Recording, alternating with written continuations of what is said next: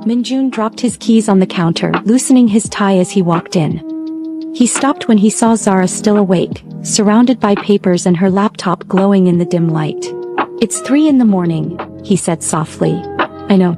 I couldn't sleep." Zara rubbed her eyes, then gestured at the documents. "I think I found another shell company."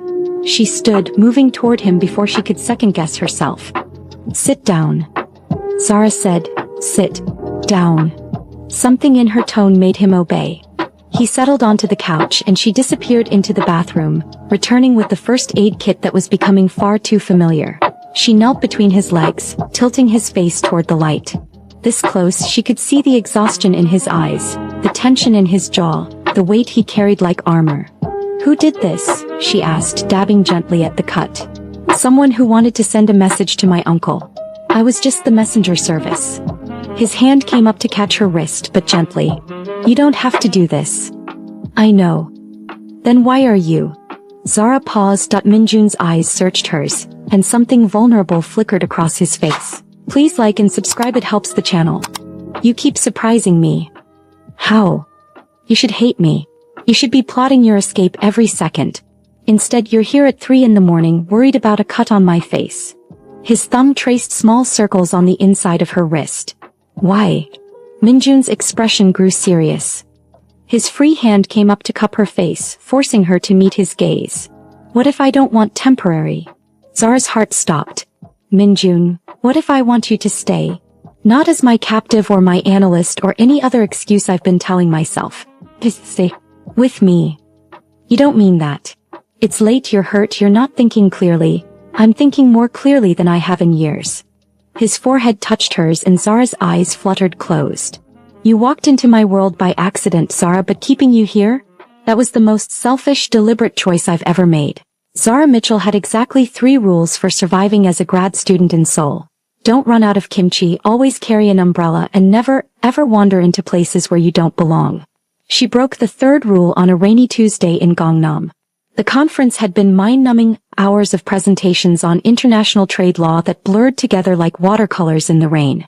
When the break finally came, Zara practically sprinted toward the restroom, her bladder screaming in protest. She pushed through a heavy wooden door marked with elegant Hangul characters she was too desperate to properly translate. The bathroom was oddly luxurious. Black marble, gold fixtures, and the faint scent of expensive cologne. She was mid-thought about how fancy Korean conference centers were when she heard voices. Deep, male voices speaking rapid Korean. Her blood turned to ice. This was not the women's restroom. Zara froze in the stall, her breath caught somewhere between her lungs and her throat. The voices grew closer, and through the crack in the door she could see multiple pairs of expensive Italian leather shoes. The conversation had an edge to it. Tense, businesslike, dangerous. Then she heard something that made her heart stop. The unmistakable sound of a gun being loaded. "The shipment arrives Thursday," one voice said in Korean. Zara's language skills were intermediate at best, but she caught enough. "Busan Port. Container 447. She should have stayed quiet. She should have waited. Instead her phone, perched precariously on the toilet paper holder, chose that exact moment to slip, clattering against the marble floor with a sound like a gunshot. The voices stopped. Footsteps approached her stall.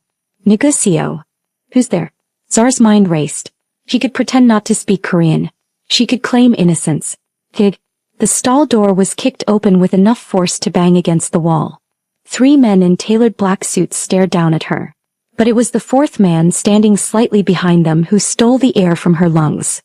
He was tall for a Korean man, with sharp features that looked carved from marble, dark eyes that held galaxies of secrets, and an expression of mild surprise that somehow made him more terrifying. His suit probably cost more than her entire year's tuition. "Well," he said in perfect English, a slight smile playing at his lips. "This is unexpected." The man introduced himself as Minjun Park, though Zara suspected that wasn't his real name. Everything about him screamed danger wrapped in designer clothing. They'd moved her, not roughly but with the kind of efficiency that suggested they'd done this before, to a private room in what she now understood was not a conference center at all, but an exclusive private club. The kind of place where Korea's underground power brokers made deals that would never see daylight. "You have put me in a difficult position, Miss Mitchell," Minjun said, settling into a leather chair across from her. He'd known her name without asking. Of course he had. You understand what you heard? I didn't hear anything, Zara said quickly. I don't even speak Korean that well. I was just looking for the bathroom, I swear. Your thesis is on international smuggling operations and their economic impact on East Asian markets. Minjun interrupted, his voice calm but sharp as a blade. You speak Korean well enough to have presented at 3 academic conferences in Seoul. And you heard enough. Zara's mouth went dry. He'd done his homework fast. I won't say anything. I'll forget everything. I'll go to the police? Minjun's smile didn't reach his eyes. Tell them what, exactly? That you illegally entered a private establishment and overheard a conversation you shouldn't have been listening to. He had a point. So what happens now? Zara forced herself to meet his gaze, even as her heart hammered against her ribs.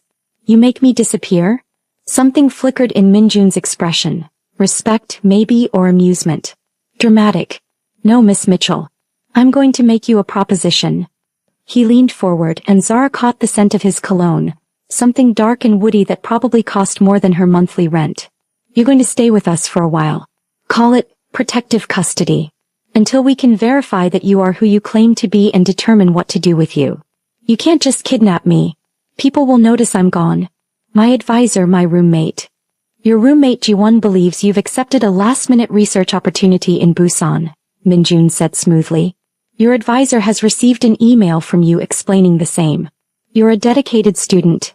No one will question your sudden trip. Zara stared at him, horror dawning. You hacked my email. My phone. We're being thorough. He stood, buttoning his suit jacket with practiced ease. You'll be comfortable. You'll be safe. And if you're smart, Miss Mitchell, you'll treat this as the academic opportunity of a lifetime. How many researchers get to observe a Korean syndicate from the inside? This is insane. This is necessary. His expression hardened. I have enemies who would love to know what you heard today. Keeping you close keeps you alive. Think of it as a mutually beneficial arrangement. As 2 men escorted her out, Zara caught Minjun watching her with an expression she couldn't quite read. It looked almost like curiosity. She had no idea that her accidental intrusion had set off something far more dangerous than a security breach. She'd caught the attention of a man who never let anything go. The protective custody turned out to be a penthouse apartment in one of Seoul's most expensive neighborhoods, with floor-to-ceiling windows overlooking the Han River. It was beautiful, spacious, and utterly impossible to escape from. Zara had checked. She'd been there for 3 days when Minjun returned. He arrived without warning, letting himself in with a keycard while Zara was attempting to make sense of the Korean news on the massive television. She jumped when she saw him, instinctively pulling her cardigan tighter around herself. Settling in? He asked, setting down a bag from what appeared to be a high-end department store. Is that what you call being held prisoner? I call it keeping you alive. He moved to the windows, gazing out at the city lights. There was an incident at the port last night. Someone leaked information about our operations. 3 men died. Zara felt the blood drain from her face. I didn't. I know. He turned to face her, and his expression was softer than she'd seen before. You've been here. Under surveillance. Which means either you're innocent, or you're an exceptionally good actress with accomplices. I vote for innocent. A ghost of a smile touched his lips. Your background check came through. Orphaned at 15, raised by your grandmother in Chicago. Full scholarship to Northwestern, graduated top of your class. Came to Seoul on a Fulbright to study economic policy. He paused. You're brilliant, Miss Mitchell. Too brilliant to throw your life away on something as foolish as stumbling into the wrong bathroom. Yet here we are, Zara said, trying to keep her voice steady. Minjun moved closer and Zara forced herself not to retreat. He studied her face with an intensity that made her skin prickle with awareness. Here we are, he repeated softly. Tell me, Miss Mitchell, what do you know about the Watson family? The Chaebol? One of the biggest conglomerates in Korea. Electronics, shipping, construction. Why? Because my grandfather built that empire from nothing, Minjun said, his voice carrying an edge she hadn't heard before. And my uncle stole it from us. What you stumbled into wasn't just a smuggling operation. It's a war. A war to take back what's mine. Zara blinked, recalibrating everything she thought she knew. You're Watson. Park Minjun Watson, he corrected. Though I haven't used that name in 10 years. Not since my uncle had my father killed and framed it as a suicide. The vulnerability in his voice caught her off guard. This wasn't just a criminal. This was a man fighting for something he believed was rightfully his. Why are you telling me this? Minjun's dark eyes locked with hers. Because I'm beginning to think your wrong turn might have been fate.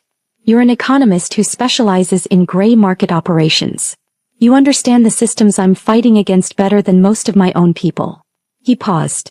And because you're the first person in years who's looked at me like I'm human, not a monster.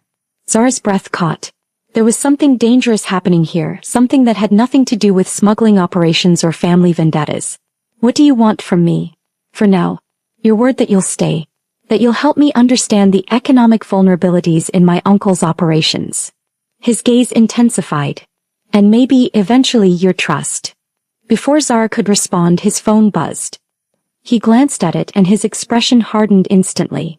We have a problem, he said, already moving toward the door. Stay here. Don't open the door for anyone but me. Wait, what's happening? But he was already gone, leaving Zara alone with the weight of revelations she never asked for and a dangerous attraction she couldn't afford to feel. The problem, as it turned out, was that Minjun's uncle had somehow learned about Zara's existence. She didn't find this out until later that night, when Minjun returned to the penthouse with a bruise blooming along his jaw and blood on his shirt cuff. He moved to the bar without a word, pouring himself 2 fingers of whiskey. You're hurt, Zara said, standing from the couch where she'd been pretending to read for the past 3 hours. It's nothing. It's not nothing. Let me look at it. Since when do economists moonlight as nurses? Since they started living with stubborn mafia bosses who won't take care of themselves. The words were out before Zara could stop them, and she froze, realizing she'd just called this her living situation. As if she'd accepted it. Minjun's eyes found hers, something unreadable in their depths. After a moment he set down his glass and sat on the couch, a silent invitation. Zara approached cautiously, retrieving the first aid kit she discovered in the bathroom earlier. She settled beside him, close enough to smell the copper tang of blood mixed with his cologne. What happened? She asked quietly, dabbing at the cut above his eyebrow with antiseptic. My uncle knows you exist. Not your name yet, but he knows someone was in that bathroom. He's looking for you. Minjun winced slightly as she worked. I had to convince my own people that keeping you alive was worth the risk. And did you? Convince them. I'm very persuasive. His lips quirked, but there was no humor in it. Though it helped that you've actually been useful. The analysis you did of those shipping manifests I left out. You found the pattern my accountant missed. Zara's hands stilled. You left those out deliberately? To test me. To see if you were as smart as your credentials suggested. He caught her wrist gently as she pulled away. You are. Smarter maybe. You identified 3 shell companies we didn't know existed. I shouldn't be helping you, Zara said, but she didn't pull her hand free. This is illegal. All of it. Is it illegal to take back what was stolen? To seek justice when the law is bought and paid for by the man who murdered your father? Minjun's voice was low, intense. You study these systems, Zara. You know how they work. You know that sometimes the only way to fight corruption is from outside the corrupted system. He'd used her first name. When had they crossed that line? That's not the same as smuggling. We smuggle art and antiquities that were stolen from Korean museums during the colonial period, Minjun interrupted. Pieces that belong in Korea but are sitting in private collections around the world.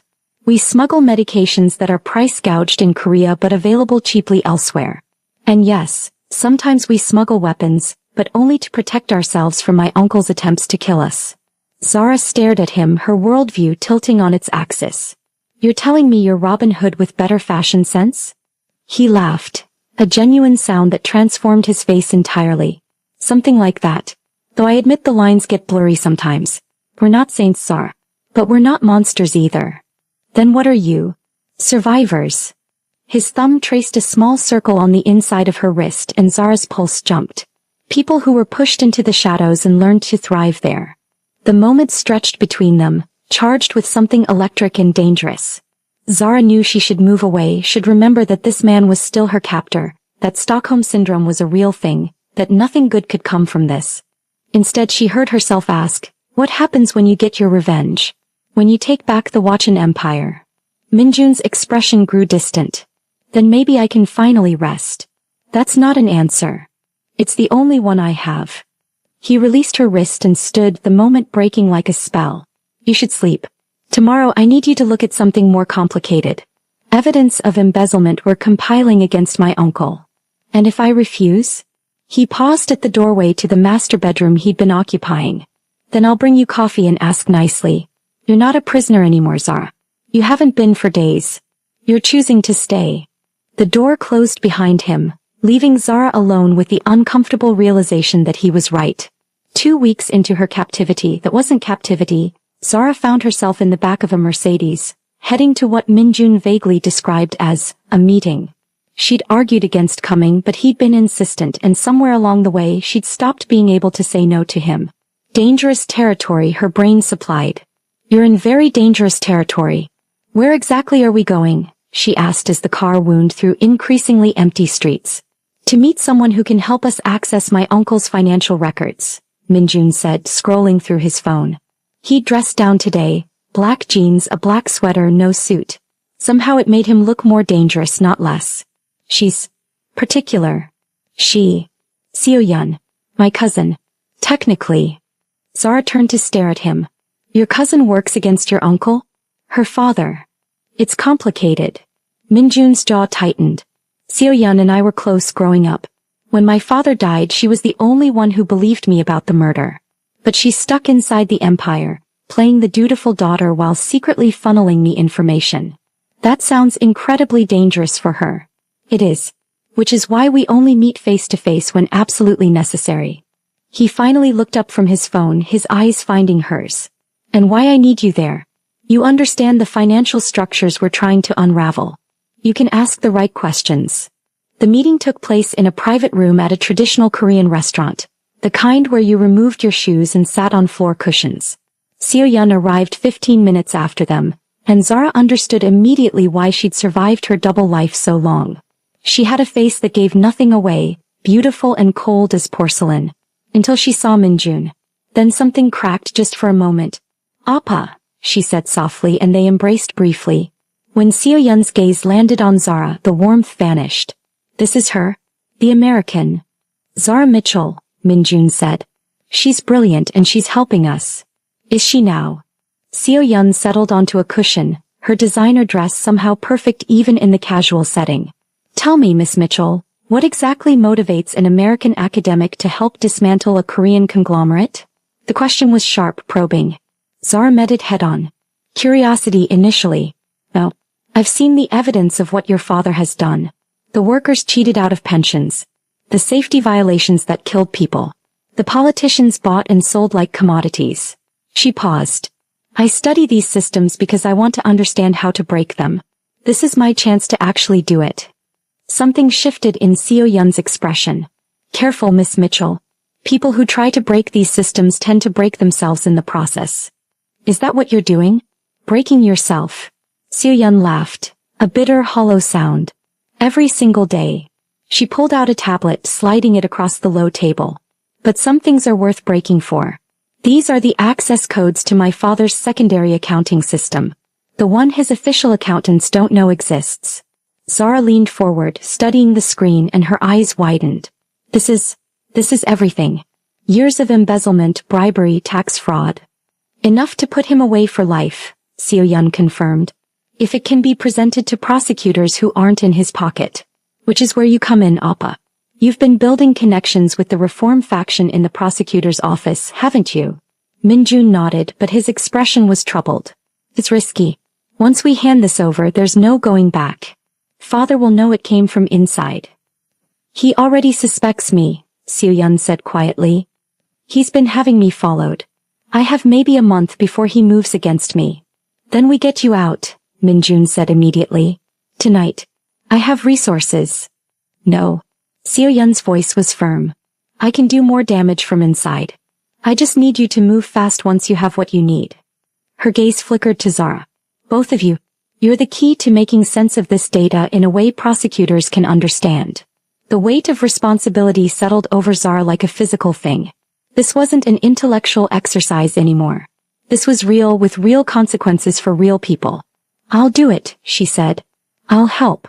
Minjun's hand found hers under the table, squeezing gently. When had that become natural? When had his touch started feeling like an anchor instead of a threat? As they left the restaurant hours later, Zara's mind spinning with financial data and legal strategies, Minjun pulled her close as they walked to the car. Thank you, he said quietly. For doing this. For staying. I'm not sure I ever had a choice, Zara admitted. I think you caught me the moment you kicked open that bathroom stall. His laugh was low and warm. If it helps, you caught me too. I just didn't know it yet. The raid on Watson headquarters happened 3 weeks later, coordinated between reform prosecutors and federal financial crimes investigators. Zara watched it unfold on the news from Minjun's penthouse, her analysis having formed the backbone of the prosecution's case. Minjun stood at the windows, motionless, as reporters described his uncle being led out in handcuffs. It's over, Zara said softly, coming to stand beside him. It's beginning, he corrected. This is just the first move.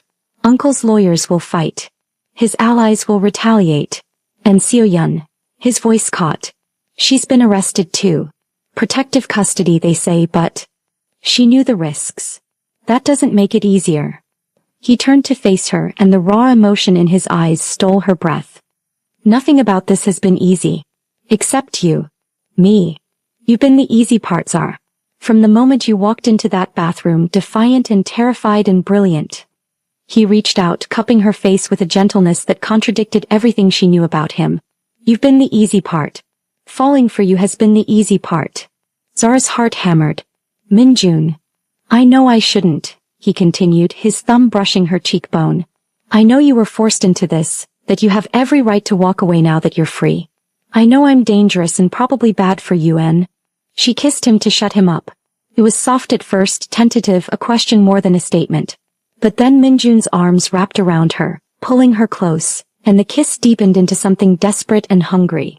All the tension of the past weeks, all the denial and resistance melted away. When they finally broke apart, both breathing hard, Zara rested her forehead against his chest. I should hate you, she whispered. You kidnapped me. You turned my life upside down. You made me complicit in illegal activities and possibly ruined my academic career. I know. But I don't. She looked up at him. I don't hate you. I don't even know when it happened, but somewhere between the threats and the protection and the late nights analyzing financial records, I fell for you too. Minjun's smile was like sunrise. Terrible judgment on your part. The worst. She kissed him again. But I'm apparently committed to bad decisions now.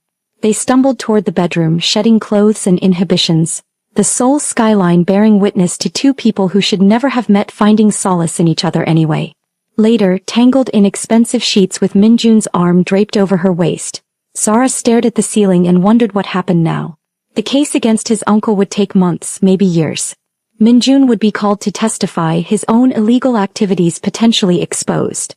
What are you thinking? He murmured against her shoulder. That this is complicated.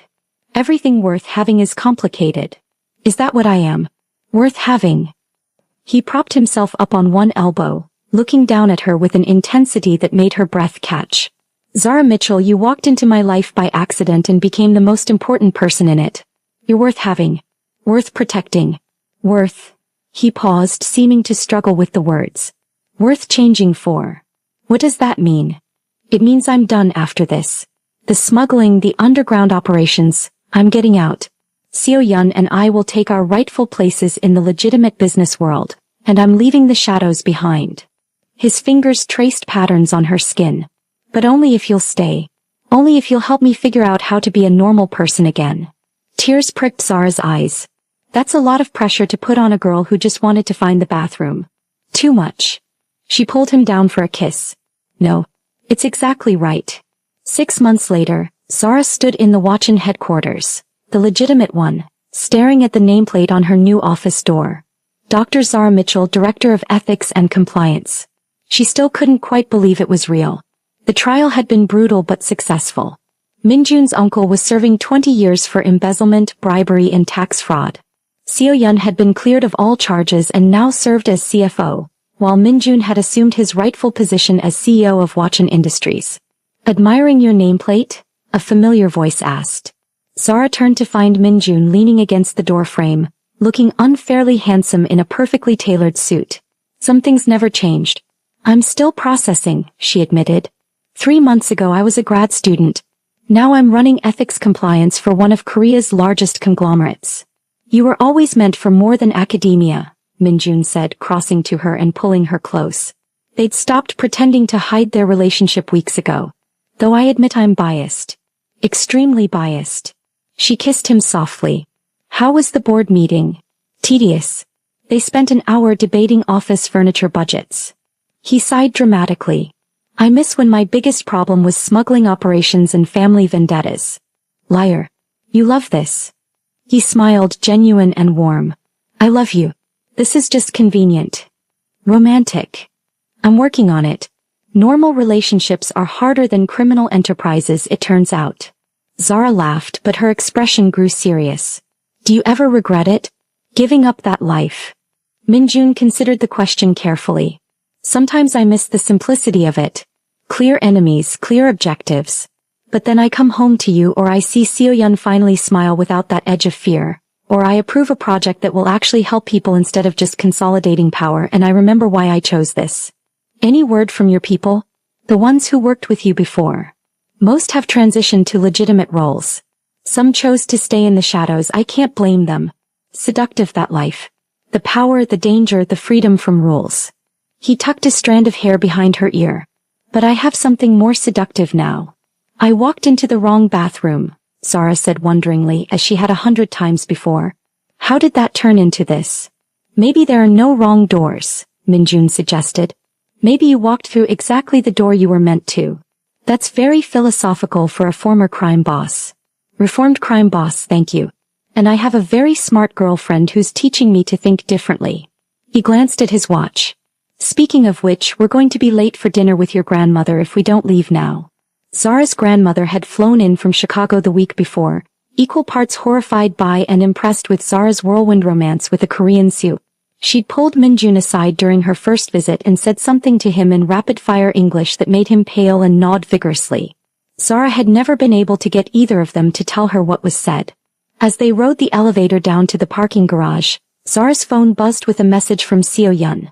Asterisk new project proposal for the foundation. Scholarships for orphans interested in business. Thought you'd want to be involved. Asterisk. She showed Minjun, who smiled softly. She's finding her way too. We all are, Zara agreed. The elevator opened into the garage, and as they walked toward Minjun's car, still expensive, but notably less flashy than before, Zara felt a sense of contentment she'd never expected to find. Her life had been turned upside down by one wrong turn, one mistake, one bathroom door. But standing here now with Minjun's hand in hers and